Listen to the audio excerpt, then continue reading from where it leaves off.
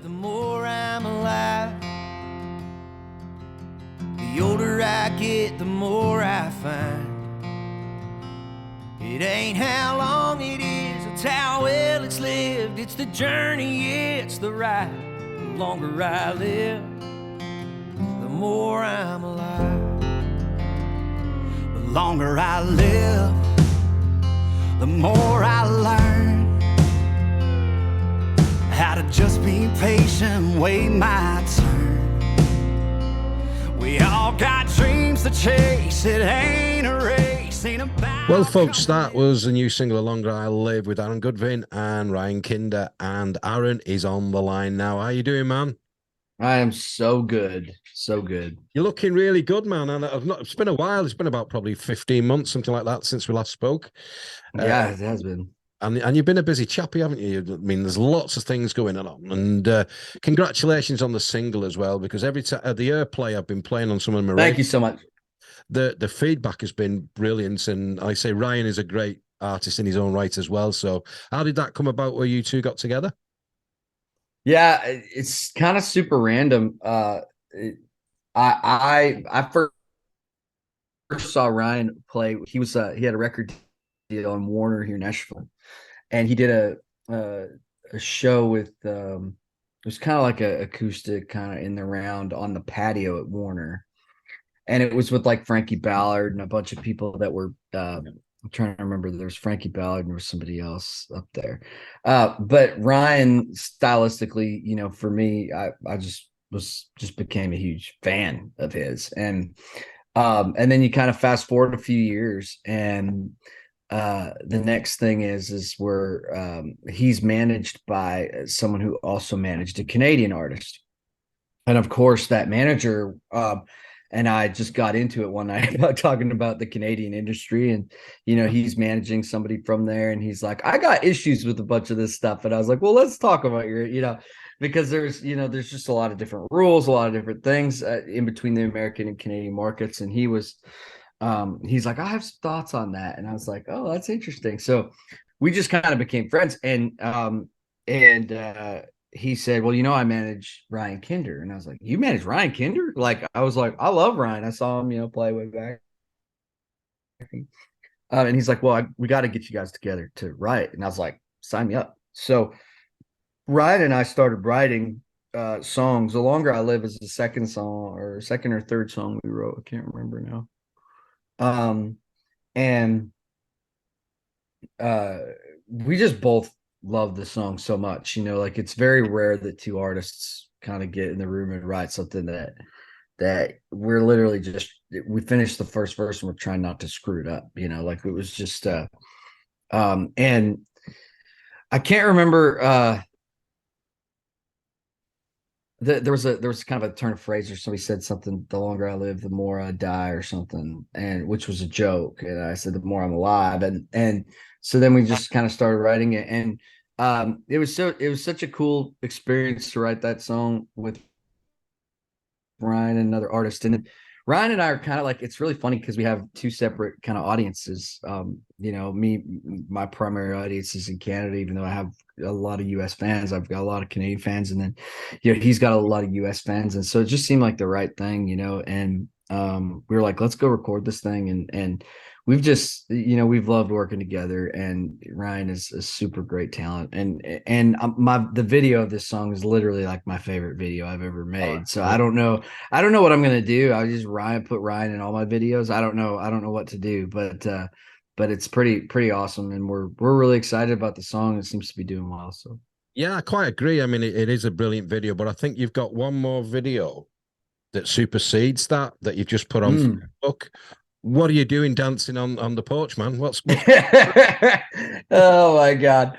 That's a 37-year-old man trying to get with the times, I think, is what that is. Man, Daniel's gone there, man. You know.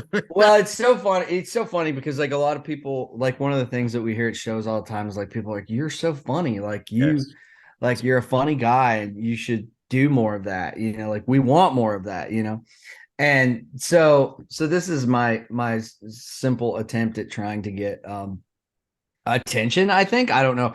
The funniest thing about it is like when I showed that to my wife, she's like, this is ridiculous. Like this is so dumb. Like, don't post this. And I was like, oh, I'm posting it. Oh I'm yeah. just gonna keep posting it. And um mainly because she has like a lot of respect for me as an artist. But I think in today's world, it's like you just got to try everything and see what sticks. And this song, I wrote this song that we just got the demo back on it, and I posted this thing, and the song just in general has reacted in such a crazy way. And so it's just amazing to me how fast things can like be put into motion when you post something, you know, like now we posted this song and like everybody's like, we want it, we want it, we want it. And I was like, it's not even ready. Like that's a demo, like that, you know, that's nothing. So now we're like kind of fighting together to try and get this song out because, you know, we want to capitalize on the momentum that's already created and my stupid TikTok dance moves. So Right, but I think that's absolutely more power to you because there's a lot of artists who are very, very serious, and that's their persona, and that's fine. But I'm like you; I love a little bit of fun and a bit of a joke. I mean, I've had like singing what 100 years myself over here, and yeah. I very rarely am a serious guy because I always have a, you know. And I like there was one guy I did a little small tour of Scotland. We'll talk about a UK tour in a second for yourself, but I did last summer, and I was in Scotland and it's a big hall, and this guy's shouting, trying to put me off, heckling in Scottish. So I just stopped. I looked at him and I says, if you're gonna heckle me, do it in bloody English so I can understand you, man, because I have not a clue what you're saying. And the place just went, I had him like that then, you know. Oh yeah. Like that, you know. I Uh, love that. but that's what it's all about. It's all about having fun because obviously with the pandemic and other things is that we're only here once. Mm-hmm. You know, in some religions, so we're not, but you know, primarily, we're here once. We might as well enjoy it and have a laugh. You know, things are too Yes. serious, aren't they? And I think, you Dude, know, I mean, I totally, you know, I mean, I get, I understand, you know, why artists market and how, you know, but I just think we just live in a different world. It's like, and I'm just kind of that kind of a guy anyway. Like, I'm more like I don't mind being goofy. You know, I do stuff on stage that's pretty goofy. You know, I even we just headlined a tour in Canada, and which was my first headlining tour ever, and you know, I put 5 minutes of stand up in there. You know, like it's just fun for me to do. I love being on stage and being, you know, that's my, and honestly, like if I got to dance in front of a camera to get myself out there on the road to play and do what I truly love to do, then I'm like, sign me up. I mean, I'll do whatever it takes to do that, you know, because that's really what it's for me. That's what it's really all about. So it's like, you know, the whole thing is like, and I'm not done yet. I mean, there's plenty more dances to be shown, but it's like, but the thing is like, I just like, you know, I'm not above doing anything like that. And honestly, one of my favorite guys that I watch on social media, that are on TikTok and all this stuff, is Louis Capaldi, and like oh, that dude is one of my favorite human beings. We just went and saw a show of him here in Nashville, and I was like, just his sense of humor and the way he talks to the crowd and the way he like that, it reminds me a lot of what I do. You know, I don't swear as much as he does. I am in country music, but but it's like, but I was like, I love this guy so much. Like I'm so drawn to people who are authentic and just truly themselves. And I was like, this is a side of me, so I have no problem, like, you know, kind of showing that to the world. And it's been, you know, in a lot of ways well received. So we'll see, we'll see what it happens. certainly raised my eyebrows. But in a good way. I mean, like I said, I love stuff like that. I really, really do. I mean, I remember I had like a harmony pedal once. I was just Mm-hmm. soloing and I had some kind of loop thing going on. I had a harmony. And then I flicked the switch that had helium. And I'm like singing, yeah. Well, I didn't realize that people were videoing this and it went all over YouTube. You know, Oh my God. and I just had fun with it, and people just remembered that and said, "I remember seeing you on YouTube and helium." I said, "Yeah," I said it. Right. Yeah. I mean, but that's, it's about like this whole life, it's like we said, I don't even know if we were on record yet, but it's like we decided to create a memory, and like that, those are the things, that people remember. Like people will remember that stuff, and you've got to, and especially in an industry where we're just so bombarded with artists and songs. And I heard a stat the other day that there's like 60,000 songs a day being uploaded to Spotify and iTunes. It's like 60,000. Like, how can you stand out? Like it's just a tough, everybody's doing it, and there's more and more artists now that, you don't really need to be able to have, you don't it's not like the old days when I first started, when it was like play as many shows as possible. Now that doesn't matter. The only thing that matters is that you have a personality, and the rest we can figure out. We can Yeah, make you sound good in the studio. We can make you, it's just the way it is. And so I'm not knocking it. I'm just saying it's like it's a lot different than yeah. what. People have got to bend with Yeah. the times, haven't they, as well? And like you say, whatever works, it works. I mean, like I said, the only thing I see, and it's never changed this, because if you go back to the 90s, 80s, 70s, certainly the country music genre, you've got 4 or 5 songs by one artist in the top 20, and that still is of today. But it makes me laugh when you said, I don't know how many of those songs equate to country, but I wonder what the percentage is that any song has whiskey in it, because that seems to be the only thing at the moment Oh that's coming out. man. Whiskey. Are you all alcoholics in Nashville? I don't know. There's whiskey, there's tequila. Well, I am actually an alcoholic. I have no Oh, problem. no, no, But no. I'll also say that yeah, I mean that's it's a total thing. It's just like, and I don't even know that most of the artists do that. I don't even think they do that. It's just something to sing about. I recently wrote a song that we're about to go ready to go in and cut, because I was looking at I very rarely look at the charts, but sometimes I do. And when I looked at it the one time, it said that there's like three other artists around me, and they all had either beer, whiskey, or something in the title. And I went in and wrote that day, and I was like, we wrote a song called Like a Drinking Song on a country record. And it's literally like the whole idea of the song is just like, it's like, um you and I fit that well together. It's just like, so it's just that kind of a funny thing. But I mean, that's what it's all about, and you kind of write your versions of whatever No, your truth is. and I've and yeah. wanted to write a song because of I've like something like that. But why do I sing country songs? I don't drink, I don't smoke, I don't gamble. I'm married, I've got 2 kids, and everything's, I work, and it's Yep. why am I thinking, and you see all the cowboys on Yellowstone, and you're thinking, oh well, I'd love to be like that, but it looks like hard work. I'll just stay where I am. But we'll dress like you, but we ain't going to be like you. But no, it's interesting that, and looking at your tour, I've missed you by 12 months, virtually exactly, because I was in Canada 12 months ago for about a Mm. couple of weeks, and you were was it Kamloops? Is that next month? Is it? Next month. Is it Yeah, yeah, next month? yeah.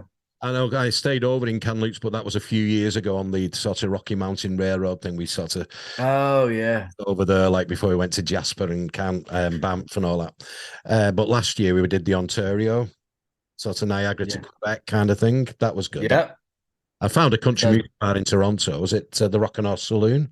yes, the Rocking Horse. Yeah, I've never played there, but I've heard many stories. Yeah, Thomas Rhett's played there and people like, but it's not Yeah, there's been a lot of people. very Yeah, it's small. odd that I've never played there. Yeah. But I was gonna say Ontario is a big province. Oh, I it's mean, whew, it is so crazy. Every time we tour, we're like, it feels like we're in Ontario the whole time. Like it's just such a giant, like, where I grew up, it's like, Alberta, we can go one way and be in BC, or go the other way and be in Saskatchewan in no time, but not in Ontario. It's a giant province. Yeah. Yeah, I didn't plan it quite right, really. Just briefly, it was end of March, beginning of April last year, is a belated 60th for me from the year before. Mm, I was like, man, it's cold, and like Niagara was half frozen, and it was yeah. oh, and Well, all and you think like, you think it's going to be okay at that time. And it's just, yeah. my friend, July. my friends June, from, July, and August are the best. yeah, no, my friend's from Winnipeg, and I used to work with him over here. He emigrated. He got his citizenship last year as well. And on a Zoom, like talking about it, and I said, "What's it like over there?" And he just got his cam, threw it out the window, like put it out the window there, and he went. And it was just so much snow.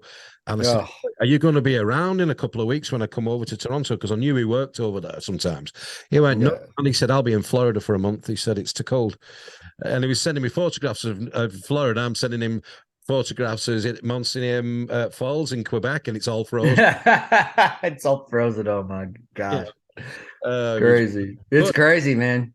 talking about touring, I'm really, really excited, man, that you're coming over to the UK imminently within weeks. Tell us a little I bit. know. I can't even believe it. I can't honestly cannot believe it. It's uh I my first trip to I was going to play literally my first trip to London. My wife and I were all set. We had our plane tickets booked, and then COVID hit. And that was like 2 weeks. I think it was like a week before we found out because everybody had been going over to the C2C thing, That was it. and we were supposed to go like that next week or something, and everybody was like flying back, and we're like, oh, this doesn't sound good. So I was literally that was the beginning, and then I've been trying to get back there ever since, so it's I'm so glad it's finally happening. I'm so excited. Again, just check out your website as well for all the dates and details and how to get tickets. But I'm really, really stoked that you're actually playing the Buckland Boots, which is literally 20 minutes from where I live. Oh my God, that's so cool. That Yeah, is so cool. yeah, yeah. I'm really excited about it. I just met with the organizers. They were a Yeah, they've couple of just them been were there, in haven't town they? here. Laura and Yes. Carl. Yeah, yeah, yeah, yeah. I know. Yes, Laura and Carl were here, and me and Matt Wynn, my buddy Matt, went and met with them and just kind of chatted about, all the stuff since they were in town. And Yeah, no, I'm so excited. I think yeah. it's gonna be a great thing. All right. But you're gonna have an absolute scream. Their farm is unbelievable. We're all camping out. There's glam tenting. There's all sorts going on, and Yeah, they said they're gonna take really good care of us, and yeah, you know they me. said let me know. I mean, I think I've got the week off prior. I'm doing Ireland That's for it. 4 shows, Gary, and then I think I've got a week off before I go to London, so I might be hanging out there and checking out just being able to chill and And you're not too do far all from that stuff. Liverpool as well, if you like the Beatles. It's literally half an hour away from. Yeah, Yeah. trust me, I've been looking at that. If you I've want been to trying guide to it, check that out. so that I mean, I'm more towards Liverpool than Manchester. But if you want to guide Gotcha. it, so let me know and I'll take you.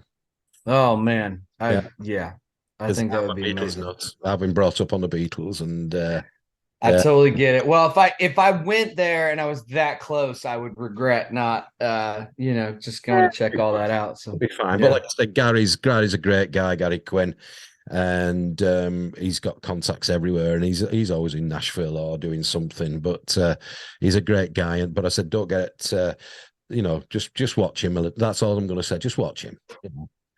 Keep my eye on Keep your eye out. him.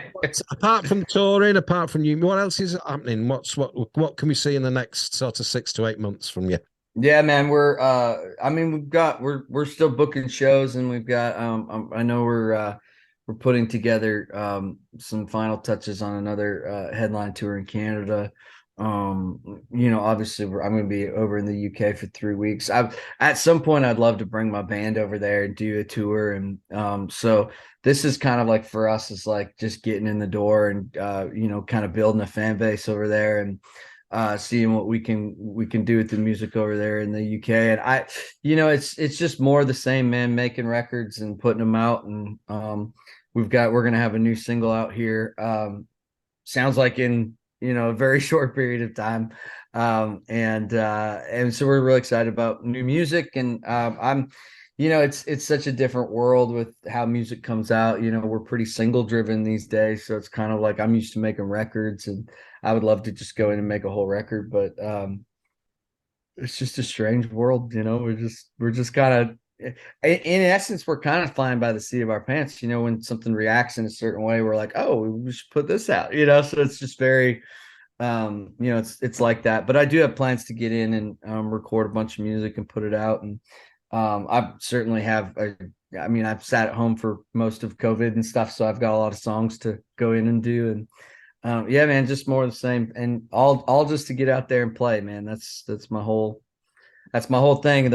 I'm always a lot more happier when I got a show on the books for the week. So And what can I'm we expect on stage then when you come and touch down on the UK? I mean, is these new songs going to be on there? I mean, is it any TikTok dancing going on? I mean, what can we expect? You know what? I'm not even entirely sure about that yet. But we've had a lot of successful records in Canada, so we'll be playing all those. I do. I'll probably do a variation of the show that was kind of the Canadian headline tour, which is very entertaining. There's some covers in there that I kind of tell everybody what I grew up on, and then kind of some of the stuff that I as a songwriter I really related to, and some of the success I had as a songwriter, and then kind of go into like all the songs that I've had hits with, and hopefully everybody's over there has heard them, or at least is listening now. So Absolutely. And like I said, like the Lonely Drum was a huge, huge line dance hit over here and still is. I mean, it's still a floor filler. yeah, it's such a crazy song, and it's just what it's done for us just everywhere we go. Like we can play clubs. We played a club here in Indianapolis, Indiana, and everybody was line dancing. It's just crazy. So it's a really cool it's a really kind of cool calling card for me, a total unexpected kind of smash in the line dance world. We didn't write it for that. It just kind of turned into that. And I think that's just what great music does, man. I think it's just beat. That's right. That's right. Exactly. I mean, I've covered it many, many, many times. Not as good as so you, cool. obviously, but it's like one of those end of the night songs when they're going like, encore, and I go, I'll throw a bit of Lonely Drum in it. The floor's just full. Oh, I love that. That's so crazy. I love that. That's so cool. Yeah. So hopefully we'll get to see you face to face and we'll shake hand and have a coffee. Yes. And make sure you send me your number. So I will do, man. Yeah. Yeah. So I can save it, and I'll text you when I get over there. So yeah, no, I was probably going to go the day before because my friend has a Western stall. I'm going to help that up, and then we're there till Monday, I think. Cool. We was with Carl and Laura at C2C, but we went to Scotland this time. We didn't go to London. Oh, okay. They did the before and after parties and stuff like that. So we hung out with them for a little bit. So you're in good hands. I can't wait, man. I'm so excited to get over there. It's gonna be great. Safe travels and good luck with everything. And as I said, thank you, brother. I appreciate you. We'll have to catch up while we're there for sure, too. So absolutely, my friend. You have a great rest of the day. Awesome, man. You too. The longer I live, the more I love.